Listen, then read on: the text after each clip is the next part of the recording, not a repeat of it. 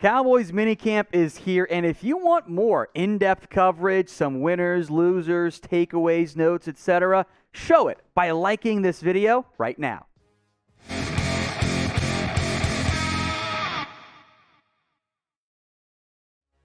Today's Dallas Cowboys report is presented by Manscaped. You can get 20% off and free shipping on all of their top-of-the-line men's grooming products when you use promo code COWBOYS at manscaped.com. We've got some news as the Cowboys get minicamp underway, beginning with Dalton Schultz, then some Tony Pollard, I'm going to call it claims. But for Schultz, as I expected, he is going to be at minicamp for the Dallas Cowboys. As we've discussed in depth previously, he had skipped the end of OTAs because he wasn't happy with the way his contract talks were going, as broken by NFL Network super early this morning at like 6 a.m., which I'm sure no one saw. The claim is that contract talks have picked up. Okay, we'll get into whether or not he's actually going to get a long-term deal, but I am not surprised that Schultz is reporting. I don't think the Cowboys had, or that Schultz had much leverage, in large part because he had already signed his $10.93 million franchise tag. That subjected him to fines if he chose to skip minicamp, which would have totaled upwards of $95,000, a.k.a. more than what a lot of us make in a single year, including your boy, by a pretty good margin. So, yeah, I would not skip out on that if I were Schultz. His leverage went away when he signed that tag. The leverage in his favor was he's clearly the best tight end on this roster. He had 800 yards last year, which I know some think is replaceable. It's not. That is not a easy figure to end up hitting. It is challenging to get there. Yes, the Cowboys could have replacements down the road, and fourth-round pick Jake Ferguson, who I actually see some Schultz in his game. Sean McEwen is a former UDFA out of Michigan. I've heard some decent things about Jeremy Sprinkle coming out of OTAs, but if the Cowboys want to win football games this year, they need Dalton Schultz playing. He is their best tight end. That's not really up for debate. So I figure what was going to happen was he was going to do his little OTA holdout because there's no fine. It's voluntary. Then he'll show back up for minicamp, and we'll move along with the rest of the offseason. The real question is, will Dalton Schultz get a long-term deal done with this organization? This question is going to be the pinned comments on today's video. So if the ad break comes here on YouTube, take advantage of it. Head down there, type in Y for yes or N for no. The deadline for a long-term deal is rapidly approaching, roughly a month away, July 15th. If the Cowboys and Schultz do not agree on a long-term contract and get it signed and faxed over to the NFL by that 3 p.m. deadline, he has to play on the franchise tag this year. And I do not think a deal will end up getting done. And I understand why. It's expensive. This is bordering on maybe a little bit more than what Dalton Schultz in an ideal world is truly worth with what the fair market value actually is for a particular player. That's not anti-Dalton Schultz comments. I like the player. He's good. He's a good blocker, better than what some people like to think he is, and he's a very reliable safety valve. But as we'll get into in a minute, the money might not be quite right.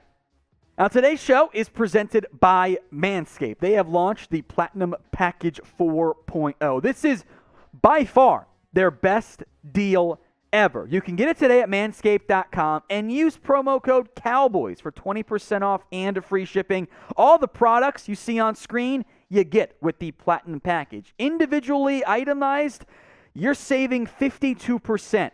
When you use the Platinum Package deal and use promo code COWBOYS at manscaped.com, you get the ball toner, ball conditioner, lawnmower 4.0, the weed whackers, the most comfortable boxers I've ever owned in my life, deodorant, body wash, shampoo, conditioner, the travel case, super handy, by the way, if you travel at all.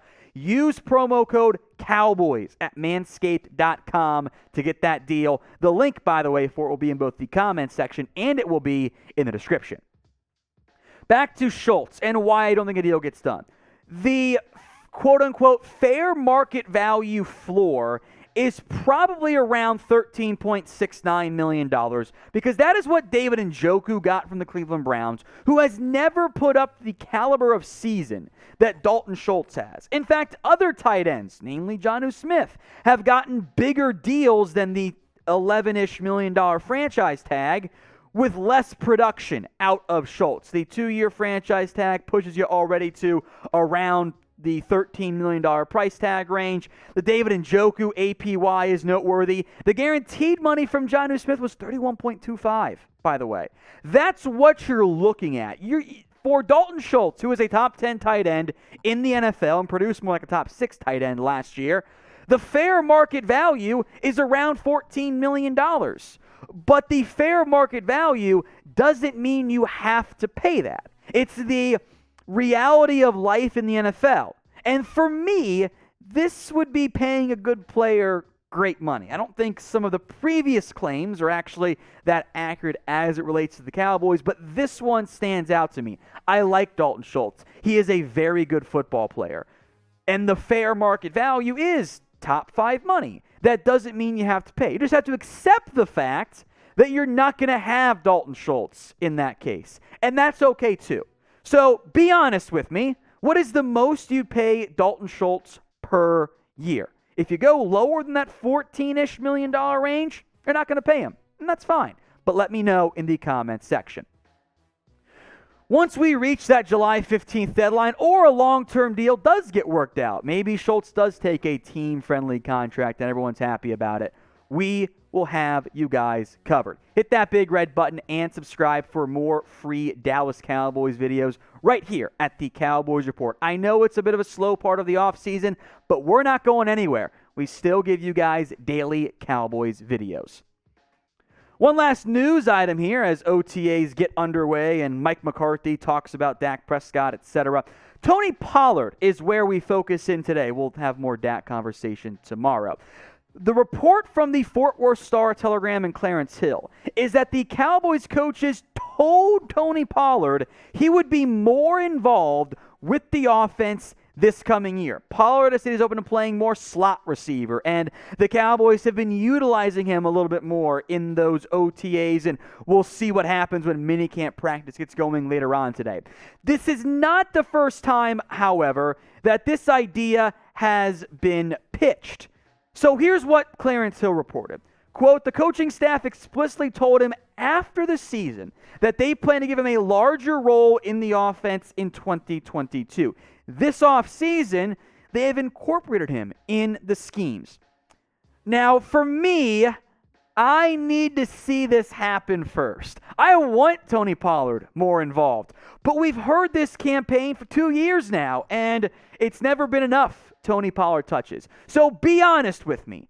Do you believe that the Cowboys will actually utilize Tony Pollard more? Type B for believe or type in D for doubt. Here's what Pollard said when asked about his role. I'm open to anything, just being on the field, being able to make the most of my opportunities. If I have to line up in the slot a little more, whatever it takes, I am ready to do it. I definitely feel like any opportunity I'm given, I'm going to do my best to make the most of it. The more I get, the more I can benefit the team. Now, Pollard did get more touches in 2021 compared to 2020. He also missed a couple games with that injury. 101 carries versus 130. Major jump in the efficiency of the ground game. Again, having Dak Prescott versus Andy Dalton does help significantly in that area. Plus, they were a better team overall. Again, injuries, quarterback, etc. More catches, by the way. Touchdowns did go down. Before I fully get on board this is the year for the Cowboys, I have to see it. I have to see Pollard actually be maximized before I believe that they're going to make him a key part of the offense. They absolutely should. And they also absolutely should have given the ball to Pollard more last year. That was very clear to everyone watching that Zeke was banged up, he wasn't 100%, and they didn't give it to Pollard enough. And that was a failure of the coaching staff, and I hope it changes this year. But I'm still getting this year it'll be different vibes of, No, we'll change. Honey, don't leave. It'll be different. Or other players they keep getting chances it'll be different this year, and it never actually is. So until I see it, I can't get fully on board, even though I want it to be different. There was also the note, by the way, from the Fort Worth Star-Telegram that it's not about diminishing Elliott. It was about finding ways to use both, which I'm fine with. I just got to see it, because I also know this team loved the 2-yard inside zone run that wasn't working last year. So until the coaching staff on offense proves that they can do, yes, this will work, I'm going to have some doubts there. One more brief note, by the way, on the running back room here as it relates to one Rico Dowdle. He is not expected to participate at minicamp after his off-season knee scope. He had the hip surgery, knee scope as well, hopefully back in time for training camp. For more Cowboys coverage, hit me up on Twitter at WhatGoingDown. I know Mike McCarthy is, as we film this, doing his press conference. Indoor practice today. McCarthy, by the way, Jeremy, blamed the wind, not the heat. He says that they're expecting 20 mile-per-hour winds up in Dallas, so that's why they're indoors. Also said some stuff on Dak Prescott, which we'll break down on tomorrow's video after minicamp practice actually wraps up. There will be plenty of news and notes here on the Cowboys Report.